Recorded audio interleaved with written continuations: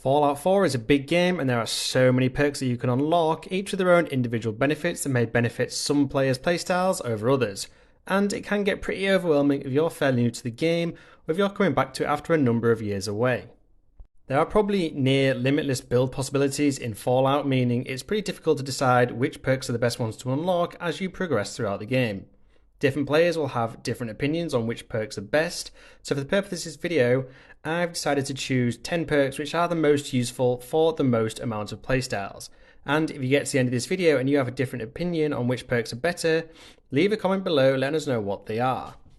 And without further ado, let's go ahead and get stuck in. I'm going to start off this list with saying you should definitely unlock yourself a damage boost perk of some description.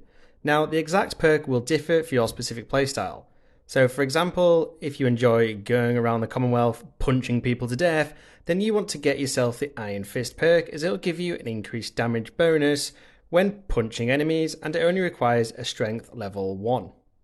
Another example of a damage boost perk in this case, when you prefer to keep your distance a bit, would be Rifleman. This does what it says on the tin and it'll give you a 20% damage boost for non-automatic rifles. At level 1 and at level 5 it would give you double damage and ignore 30% of a target's armor. So you get the gist. There are a couple of damage boost perks that differ on playstyle, but you should definitely be unlocking one of them quite early on that suits your playstyle the most. A couple of other damage boost perks examples include Heavy Gunner, Basher if you prefer to beat people to death with your gun, Demolition Expert for explosive damage boosts, Gunslinger for a pistol boost, and Commando for automatic rifle boosts. There'll definitely be a damage perks that suits you, so go ahead and get one yourself. Moving on, no matter which one of the previous damage boost perks you chose, I think you should pair it with Bloody Mess, because that gives you a damage bonus across the board starting from 5% at level 1 and moving 10% and 15% at level 2 and 3 respectively. The first level alongside that 5% damage bonus in combat means that sometimes enemies have the chance of exploding into a gory red paste, and if you were to get Bloody Mess to level 4, nearby enemies would have the same fate, so you could, in theory, kill 3 enemies at once while also witnessing a wonderful red paste explosion. So, to unlock Bloody Mess in the first instance, you will need your luck attribute to be at level 3, meaning you can get this unlocked pretty early on. Right, let's talk about mods, and specifically weapon mods, because these can further enhance your abilities in combat, especially when you pair these perks with the previously mentioned damage boost perks. Modifying your weapons is essential to combat as you progress throughout Fallout, so you want to make sure you've unlocked one of these perks depending on what type of weapons you prefer to use the most. So, Gun Nut, which allows you to unlock higher level mods for regular guns, so things like pistols, rifles, submachine guns, and shotguns. And you can get this early on as you only need intelligence level 3 to unlock it. And sticking with the intelligence attribute, there is also the science perk to unlock high level tech mods if you prefer to use weapons like laser gun or plasma gun. And finally, under the strength attribute at level 4, you can unlock blacksmith, which grants you access to high level melee weapons and their modifications. Pairing one of these with damage boost perks and you'll be a serious force to reckon with across the wasteland in no time. Right, there are probably some players out there who don't use VATs, for whatever reason I guess, but the vast majority of players, myself included, do use it, and criticals are, for want of a better word, critical to defeating the most difficult of enemies in Fallout.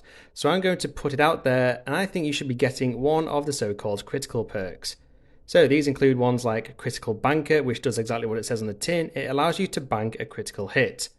At level 1 you can bank 1, at level 2 you can bank 2, and so on, which can be incredibly useful when you're facing tougher enemies. Another one is 4-leaf clover, and that gives you the chance to fully fill your critical meter. The higher the level, the more chance of it happening. And finally, there is Grim Reaper Spint, which gives you the chance of refilling your action points, thus allowing you to get more VATS hits and fill your critical meter quicker. All 3 of these perks can be found at levels 7 to 9 in the luck tree, so you should definitely be getting one of them if you can. Now, I'm the kind of Fallout player who prefers not to have companions along with them most of the time, and if you're the same, it is absolutely essential that you get yourself the Lone Wanderer perk, because not only will your carry weight be increased, quite significantly may I add, but you will also take significantly less damage, and if you level up to level 3, you will also be dealing more damage when adventuring without any companions.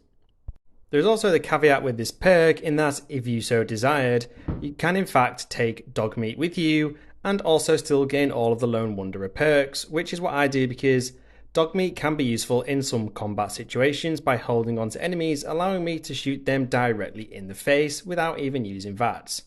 Though I must admit he does sometimes block doorways, which can be a bit of a pain in the arse, but I can get past that. You can find the Lone Wanderer perk in the Charisma tree as long as you have that at level 4 or above.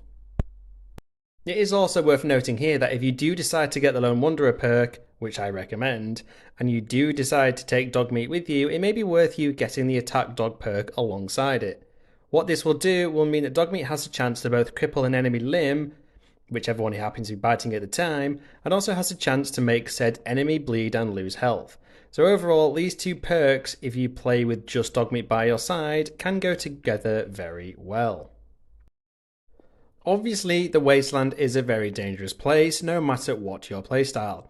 And up until now, I've gone over a couple of perks which will help improve your damage output, but there is one, alongside Lone Wanderer, that you should want to get your hands on to help improve your damage resistance, and that is Armourer. You can unlock this fairly early on at level 3 under the Strength attribute, and it will give you access to various mods, starting from level 1 for all of your armour. There is no use in unlocking all the damage perks without at least focusing some points on this perk, because sure, you'll be able to kill most enemies reasonably quickly, but without good armour, you're pretty damn screwed if you get shot just a few times, especially as you progress through the game. So, unlock the Armourer perk fairly early on and start upgrading that armour to protect yourself from the endless amounts of dangers the Commonwealth will throw at you. These two perks are fairly related to some degree because they'll either get you into restricted areas or unlock restricted resource boxes and whatnot. I'm of course talking about Hacker and Locksmith, and personally I think you should be getting both of these perks earlier on because you'll be able to hack high level terminals and unlock higher level locks. And if you manage to get both of these perks level 3, there will be nothing you can't unlock and no door you can't get through in the entire game. And that means you'll be able to get your hands on all sorts of great resources, weapons, and so on. I would highly recommend getting both the Hacker and the Locksmith perks for that. Hacker can be found under the Intelligence tree at level 4, and Locksmith can be found under the Perception tree, also at level 4. Now, one of the best ways to manage resources the further you get into Fallout 4, and to be honest, one of the best ways to manage settlements overall is via supply lines at the settlements you're allied with. But in order to even start setting up supply lines, you need to have unlocked the Local Leader perk, which can be found under the Charisma attribute at level 6. Having supply lines allows connected settlements to share resources via the workshop, so even if you're building up a settlement on the opposite side of the map, say Sanctuary for example, you can use the resources that you've stored in the workshop there, assuming they're all connected together. Supply lines can get rather complicated in Fallout 4, so I won't go into full detail in this video, but I will be doing that in a separate video in the near future. But for now, unlocking the Local Leader perk means you can save loads of time lugging resources back and forth.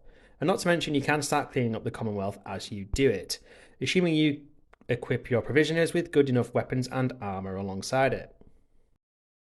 If levelling up your intelligence attribute isn't your thing, then you should definitely be getting yourself the Idiot Savant perk, because it will randomly giving you the chance to gain 3 times the amount of XP for random actions, and the lower your intelligence, the higher the chance you'll have of getting the XP boost.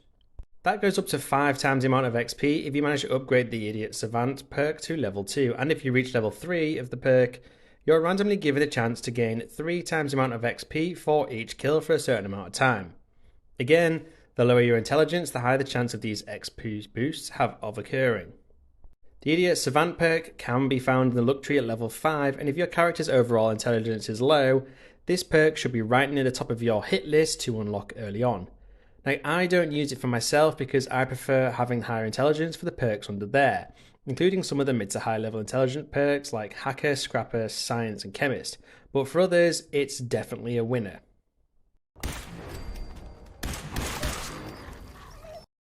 So you've probably noticed there is quite a lot of water in Fallout 4, and often it can be quicker to just delve into the depths of it to get to where you want to be rather than going round.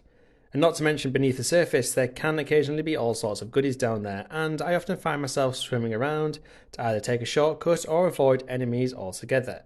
And for that, it is absolutely essential to get the Aqua Boy or the Aqua Girl perk. This will make water your ally and you will no longer take radiation damage for swimming around, and you'll be able to breathe underwater. If you then up it to level 2, you will be totally undetectable from enemies, which is super useful if you find yourself in a sticky situation that you need to get out of and you happen to be near a body of water. The Aqua Boy and the Aqua Girl perks can be found in the endurance attribute at level 5. So as I said at the beginning of this video, everyone will have a different opinion on what perks are the best. So if any of yours differ from mine, or if you think I should have included some perks in this video that I haven't, do leave a comment below letting us know which one you think players should be unlocking and why. I'd love to hear what you guys think. And there you have it, folks. There are, in my opinion, 10 of the best perks you should be aiming to unlock in Fallout 4, quite early on I'd say. I hope you enjoyed this video and I hope you found it useful, and if you're still here, it would be totally awesome if you could support my channel by hitting those like and subscribe buttons. You can also become a channel member as well, and as always, thank you for watching this video and I'll hopefully catch you in the next one.